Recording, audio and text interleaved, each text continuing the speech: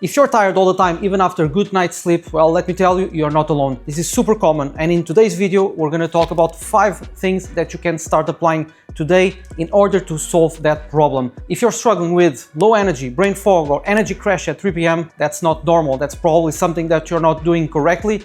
And if you follow what I'm about to tell you, that problem will go away and you're gonna feel energy again. So without further ado, the first thing that you want to do is wake up and hydrate. You want to drink half a liter to 1 liter of water with a bit of salt. You can have a pinch of pink Himalayan salt or Celtic sea salt. What you want is don't drink water, don't drink just plain water. Add a little bit of salt because water, you're just flushing, it doesn't hydrate you properly. So the fact that you can add a little bit of salt, it's gonna hydrate, it's gonna restore your bodily functions, and it's gonna rehydrate your organs because you were sleeping for 6, 7, 8 hours, so your body is dehydrated. So this will lead as well to you feeling tired. Most of your body, your muscles and your brain is comprised of water.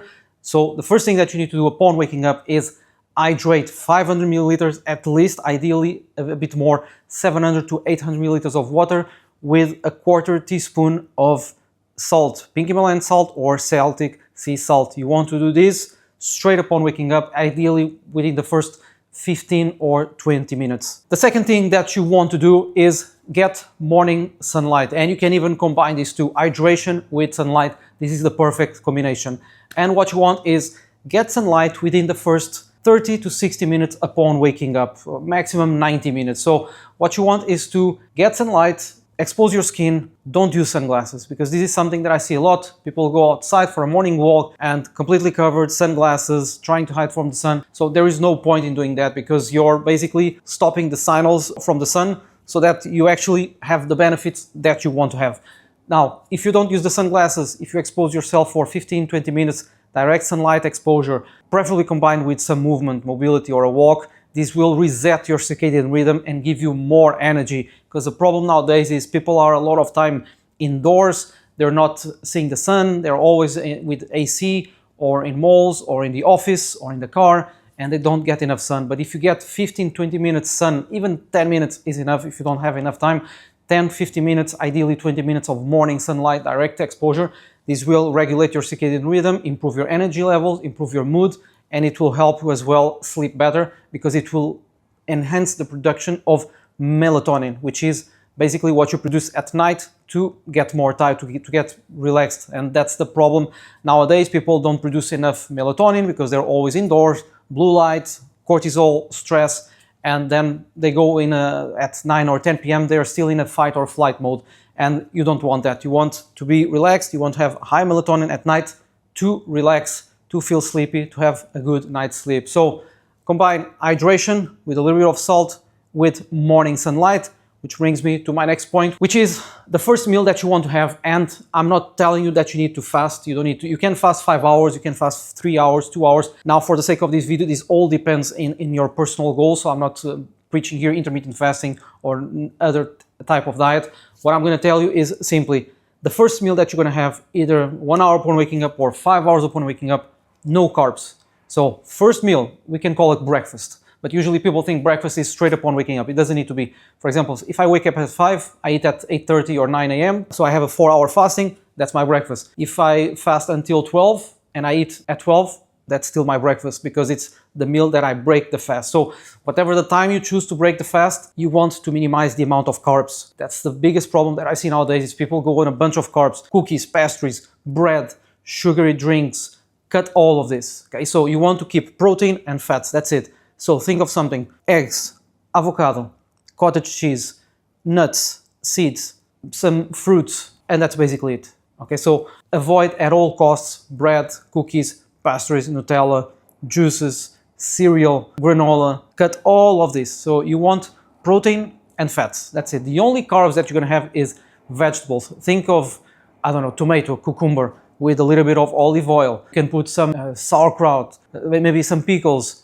Okay, so think of something like real whole foods, not sugars, because if you're fueling with protein, with vegetables and healthy fats, such as, for example, nuts and seeds, they have a lot of fiber. So protein and fiber will satiate you because it's high volume. You're not going to be craving any junk food. and your energy will be stable throughout the day. Because the problem is that when you eat a bunch of carbs, you spike your insulin. If you're fasting, like, let's say for 10, 12 hours, 14 hours during the night, and then you have your breakfast, your first meal, a bunch of carbs, bread or cookies, pastries, Nutella, like juices, like these will massively spike your insulin. You're going to feel energy in like 15 minutes, and then it will crash, and you're going to feel super sluggish and tired. And by the way, you're going to stop burning fat as well, because every time you spike massively your insulin, you stop burning fat. So what you want is maximize your fat burning zone by ingesting mostly protein, eggs, turkey breast or chicken breast or steak. Even like if you're cutting on fats, you can even just eat the egg whites. That's totally fine. Eat 2 whole eggs and then the rest egg white. So it all depends on your calories. But think of protein, like pure sources of protein. That's the first thing that you want to eat, along with healthy fats and good sources of carbs from vegetables and fruits.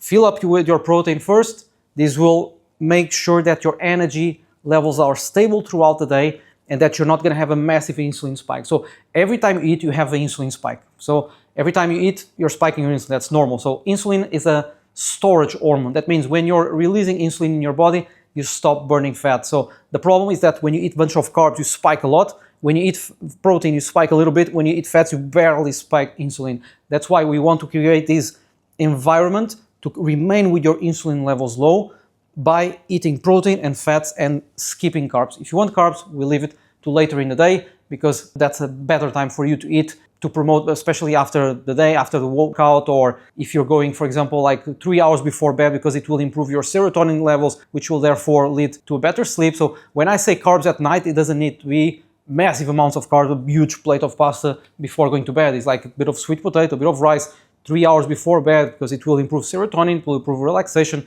it will improve your sleep. Which brings me to the next point, which is stress reset walk. So what you want is every time you eat, you walk 10 minutes. You eat, you walk 10 minutes. Eat, walk 10 minutes. As simple as that. So don't eat and then just sit. You want to eat something and then you walk 10 minutes. Why? Because it will improve your glucose levels and it will facilitate gastric emptying. These are the 2 main advantages. So glucose levels, basically, if you walk after a meal, you decrease your blood sugar levels, minimizing your insulin spike, therefore not leading to that energy crash that you usually have, and it will improve your digestion. So it will facilitate digestion. So it is something that you want to incorporate. 10-minute walk after the meal. Remember, even after breakfast, you have your breakfast, walk 10 minutes after. You have your lunch, walk 10 minutes after. Implement these 3 meals per day, get 10-minute walk after meals. You get a bunch of steps, 30-minute walk there, you get 3,000 or 4,000 steps. Huge for fat loss, and it will ensure that you don't have the energy crash anymore. If you can combine this walk with some deep breathing, this is good as well to release, to kind of reset your cortisol level. So go for a walk, 10 minutes, do some box breathing, inhale 4 seconds, hold 4 seconds, exhale 4 seconds, inhale 4 seconds. So do this, so kind of trying to reset your body, like walk calmly, you don't need to walk fast, like a nice walk with some deep breathing. This will ensure that you're not gonna have the energy crash, you're gonna reset your body, decrease your cortisol levels, and you're gonna feel like you're gonna sit after, even if you need to work for like 3, 4, 5 more hours, you're not gonna feel that huge energy crash that you usually have. You're gonna feel more awake, alert, and way more productive as well. Which brings me to my next point, which is caffeine cut-off time. A lot of people are relying on caffeine nowadays. I see this over and over. I see in the gyms people are drinking C4 with, I don't know, 200 or 300 milligrams of caffeine at 5 p.m., at 6 p.m. They're drinking a bunch of coffee at 7 p.m., even at 3 or 4 p.m. So the problem with this is that caffeine has a half-life time of 6 to 8 hours. It depends on the studies, on the theories, on the person. Key takeaway here is that if you're drinking a coffee at 6 p.m., at midnight, you still have half of the caffeine in your body. So you go to bed, even if you're sleeping, you're gonna have more light sleep, less deep sleep. And the problem is that if you're feeling constantly tired all the time, because probably you're not having enough REM and enough deep sleep. So it's super important, not just the amount of time that you spend in bed. It's not just spending 9 hours in bed. It's better that you sleep 6 or 7 hours, but high quality, good REM, good deep sleep, track your HRV, track your resting heart rate. So it's more important the quality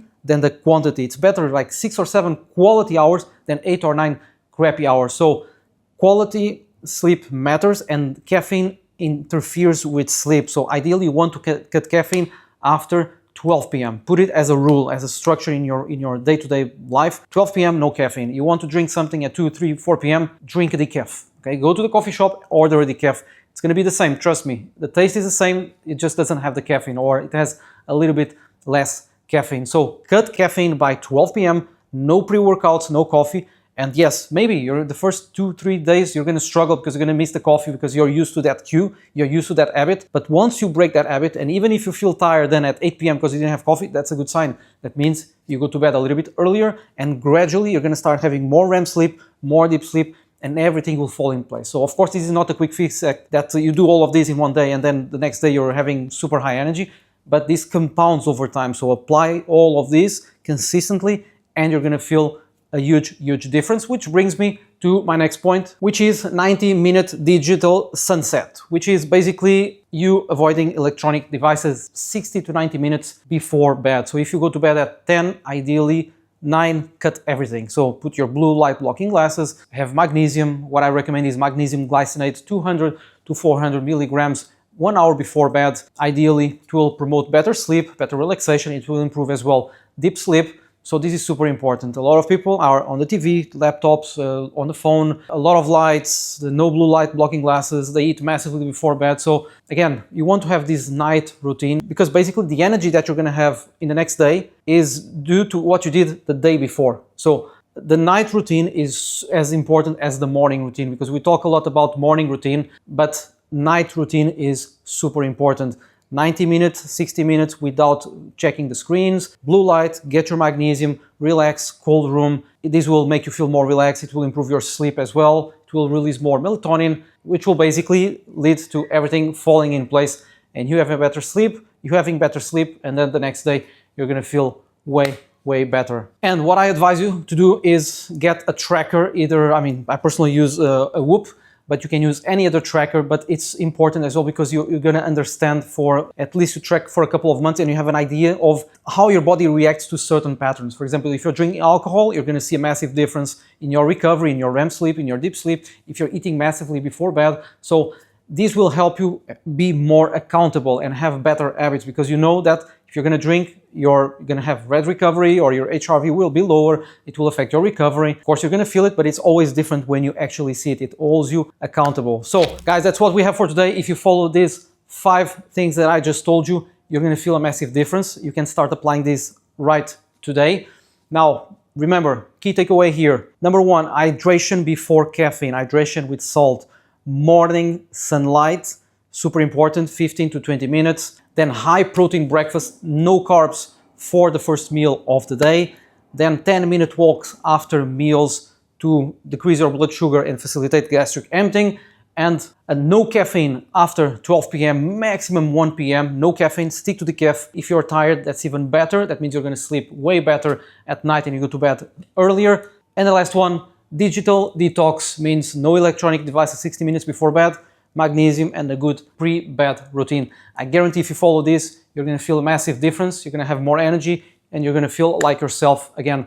If you want my free guide on how to optimize your energy levels, just go to the description down below. You can download for free where I have all these detailed and you can just download it.